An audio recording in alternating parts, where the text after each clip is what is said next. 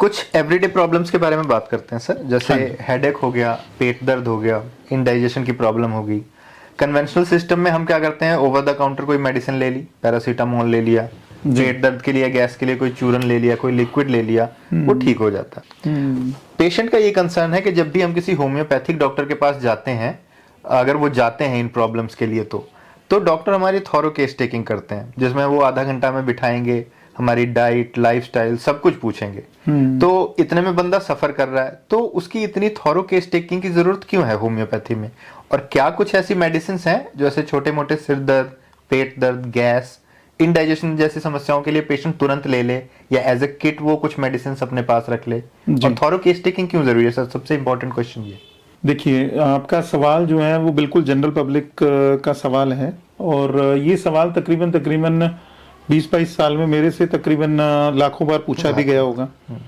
और मेरा जवाब तब भी यही था, आज से 20 वर्ष पहले जब मैंने प्रैक्टिस शुरू की थी, और आज भी यही है कि जैसा रोग वैसी ही दवाई दी जाएगी। अगर एक्यूट केस है तो एक्यूट केस में केवल 2-4 सिम्टम्स पूछ करके उसका बीपी चेक करना है। सपोज सिर दर्द की जैसे आपने बात की, या गैस की बात की कि गैस्ट्रिक इशू आ रहा है, कुछ बदहजमी है, या किसी ने ओवर ईटिंग कर लिया है, तो ये पूछना बहुत जरूरी है।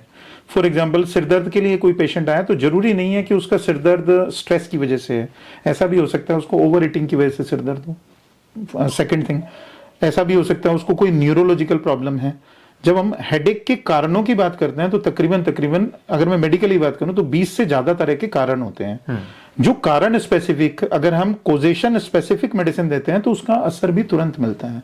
लेकिन अगर आप हर एक तरह के हेडेक में केवल पैरासीटामोल ही खा लेंगे, या बिल्कुल मैं डायरेक्ट बोल दूं कि कई लोगों को आदत होती है कि मेरे को तो ये क्रोसिन के बिना तो आराम ही नहीं आता जी, या मैं तो नेक्सडोम तो ले ही लेता हूं जी जब भी मुझे थोड़ी सी भी गैस्ट्रिक का इशू लगता है ना, माइग्रेन के मेडिसिन, ये नेक्सडोम ले लिया मैंने। या ये बड़ी पॉपुलर सी हो गई हैं क्योंकि ओटीसी ड्रग्स हैं, जल्दी से अवेलेबल हो जाती हैं। और इंडिया में तो हमारे यहाँ केमिस्ट भी डॉक्टर ही है, आई शुड नॉट से लाइक दिस, बट हमारे यहाँ केमिस्ट जो है उस पर शाम को आप किसी भी केमिस्ट शॉप पे जाएंगे तो डॉक्टरों की तरह से भीड़ लगी होती है। रीजन उसका यही है कि जो नीम हकीम खतराए जान वाली बात है, little knowledge is always dangerous.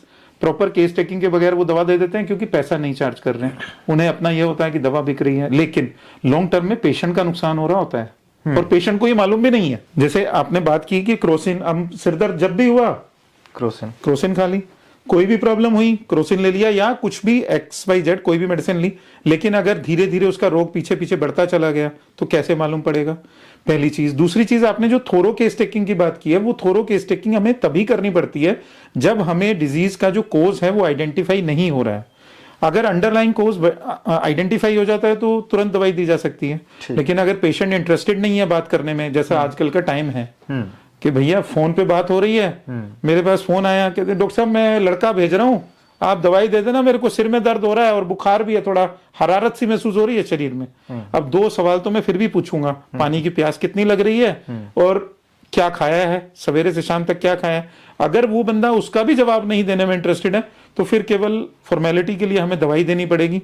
उससे वो आराम आएगा या नहीं आएगा, बिना सिम्टम सिमिलैरिटी की कोई भी मेडिसिन दी जाएगी तो उससे आराम आएगा या नहीं आएगा, उसकी श्योरिटी नहीं हो सकती।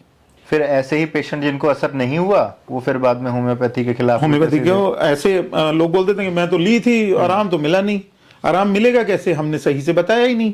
और डॉक्टर की फीस देने की आजकल परंपरा जो है वो अब खत्म हो रही है, क्योंकि यूट्यूब में विधि निकल गई है। यूट्यूब वाले जो है वो बोल देंगे अरे फला रोग है तो ये दवा ले लो। हमारा आप सिंगल वीडियो नहीं देखेंगे जिसमें हमने कभी कोई शीशी हाथ में पकड़ के बोला हो कि इस रोग के लिए आप ये दवा ले लो, बिकॉज वो होम्योपैथी है ही नहीं।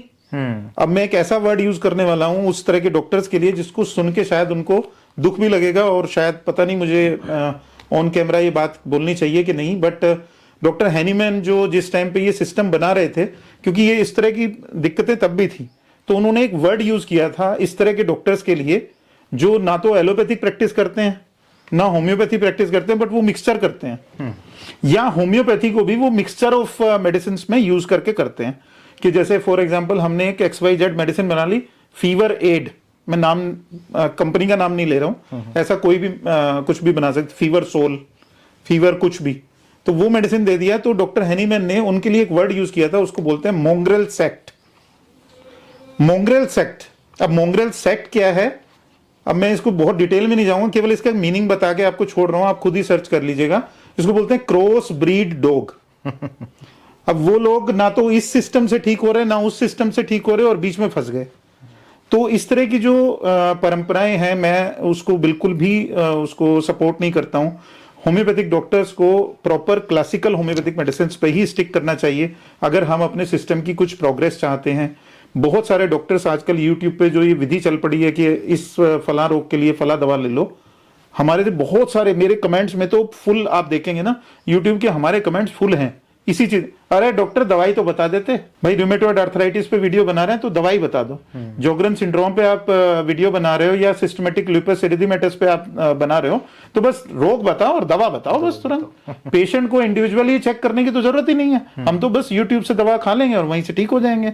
अगर ऐसा हो जाएगा तो हमारी डिग्री की वैल्यू क्या रहेगी? 9 साल 8 साल 10 साल कई बार पढ़ाई में लग जाते हैं बच्चों को। 5.5 साल का डिग्री कोर्स है, उसके बाद 3 साल की एमडी है, उसके बाद आगे आपने और फर्दर स्टडीज करनी है, पीएचडी करनी है, डीएम करना है। ये सारी चीजें करने में 15 साल आपकी स्टडीज में लग गए और लगने के बाद आप सोचेंगे भी डॉक्टर जो है वो ऐसे ही आपको बस मेडिसिन दे और आप तुरंत ठीक हो जाए, तो वो तो पॉसिबल नहीं है।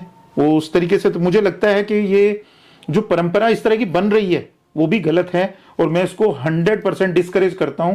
और मैं चाहता हूं कि अगर हमारा ये वीडियो किसी माध्यम से किसी गवर्नमेंट ऑफिशियल तक पहुंचता है तो मैं चाहूंगा कि गवर्नमेंट भी इस चीज के बारे में लोगों को अवेयर करे कि what exactly classical homeopathy is.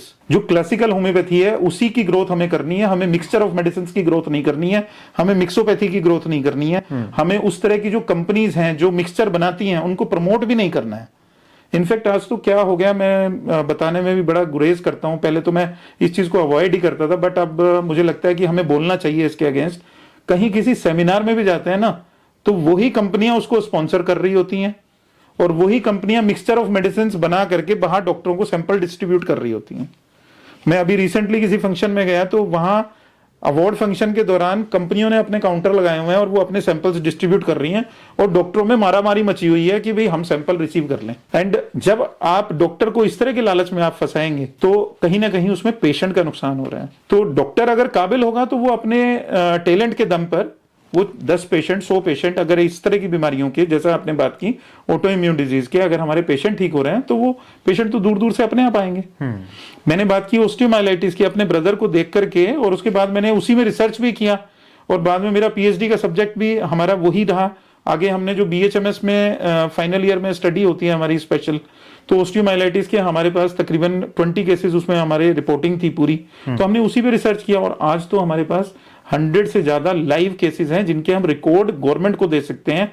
कोई भी रिसर्च ऑर्गेनाइजेशन ऑस्टियोमाइलाइटिस से रिलेटेड, क्रोनिक ऑस्टियोमाइलाइटिस से रिलेटेड हमारे पास जितने भी तरह के केसेस हैं, कोई भी चाहे तो हमारे साथ डायरेक्ट कांटेक्ट कर सकता है, खुद चेक करें। हाँ, मैं अपने व्यूअर्स को यहाँ बताना चाहूंगा कि डॉक्टर विकास सिंघल जो हैं करंटली इंडिया में कुछ ऑटोइम्यून डिजीजेस के लिए कुछ जैसे ऑस्टियोमाइलाइटिस हो गया, एंकाइलोजिंग स्पॉन्डिलाइटिस हो गया, प्रूरिगो नोडुलारिस हो गया, इनके लिए one of the most sought after doctors हैं और इनके बहुत अच्छे रिजल्ट्स हैं जिनके बारे में हम अभी आगे भी बात करेंगे। बट क्रोनिक ऑस्टियोमाइलाइटिस जो है वो बोन और जॉइंट का इन्फेक्शन है जी, उसको हम ऑटोइम्यून डिजीज में कंसीडर नहीं कंसीडर होता। ऑटोइम्यून डिजीज वो डिजीज होते हैं जहां पे हमारा ही डिफेंस मैकेनिज्म हमारे अगेंस्ट काम करता है। उसमें कुछ एग्जांपल जैसा मैंने दिया, रूमेटॉइड आर्थराइटिस है, एसएलई है, सिस्टमेटिक लुपस एरिथेमेटस जिसको हम लोग बोल देते हैं, प्रूरिगो नोडुलारिस जैसा आपने नाम लिया। इसी तरीके से कोलेजन टिश्यू डिसऑर्डर्स होते हैं, सीटीडी बोलते हैं हम उसको मेडिकली, तो उसमें मिक्स कनेक्टिव टिश्यू डिसऑर्डर्स भी आते हैं। उसी तरह से अनडिफरेंशिएटेड यूसीटीडी मतलब अनडिफरेंशिएटेड जो कनेक्टिव टिश्यू डिसऑर्डर्स होते हैं वो भी सब इसी में आ जाते हैं।